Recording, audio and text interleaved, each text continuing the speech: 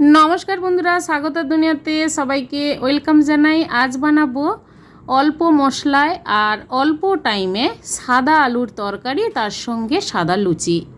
बंधुरा এই রেসিপি সকালের ব্রেকফাস্টে কিংবা রাতের ডিনারে অনায়াসে বানিয়ে ফেলতে পারবেন। সাদা আলু তরকারি বানানোর জন্য 3টে বড় সাইজের আলু ছুলে ছোট ছোট করে কেটে ধুয়ে পরিষ্কার করে জল ঝরিয়ে নিয়েছি আলু। আর সাদা আলু তরকারিতে খুবই অল্প মশলায় বানাবো। গ্যাসটা প্রথমে অন করে দিয়েছি। এবার কড়াইয়ের মধ্যে 2 টেবিল স্পুন রিফাইন তেল আর হাফ টেবিল স্পুন কালো জিরে। এরপর দিয়ে দেব 2 থেকে 3টে কাঁচা লঙ্কা চেরা। তেলের মধ্যে কালো জিরে আর কাঁচা লঙ্কা নাড়াচাড়া করে নেব। গ্যাসের ফ্লেমটা লো রেখেছি। এরপর দিয়ে দেব ধুয়ে পরিষ্কার করে রাখা আলু। আলুগুলো দেওয়ার পর তেলের সঙ্গে নাড়াচাড়া করব মিনিট 2 টাইম দিয়ে। তারপর দিয়ে দেব পরিমাণ মতো লবণ। সাদা আলুর তরকারিতে হলুদ না দিয়ে রান্না করতেই পারেন, তবে আমি 1 চিমটে হলুদ দিলাম কালারটা ভালো আসার জন্য। আপনারা চাইলে নাও দিতে পারেন।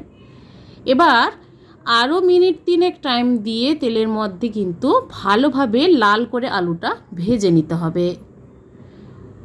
আলু ভালোভাবে ভেজে নিলেই কিন্তু সাদা আলুর টেস্টটা ততই ভালো আসবে। আলু কিন্তু বেশ কালারফুলভাবে ভাজা হয়ে গেছে। এরপর দিয়ে দেব জলটা আমি উষ্ণ গরম জল দেব 2 বাটি।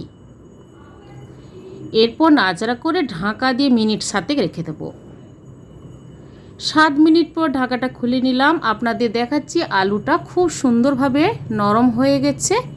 এরপর আমি দিয়ে দেব হাফ টেবিল স্পুন চিনি। সাদা আলু তরকারিতে অল্প চিনি দিলে টেস্টটা ভালো হয়। এবার নাড়াচাড়া করে আমি গ্যাসটা অফ করে দেব। তারপর হাফ টেবিল স্পুন গোলমরিচের গুঁড়ো দিয়ে দিলাম টেস্টটা ভালো হওয়ার জন্য। আর সাদা আলুর তরকারি গ্রেভি কিন্তু এভাবে থাকলে খেতে ভালো হয়। এরপর আলাদা কড়াইতে রিফাইন তেল দিয়ে কয়েকটা লুচি ভেজে নিচ্ছি।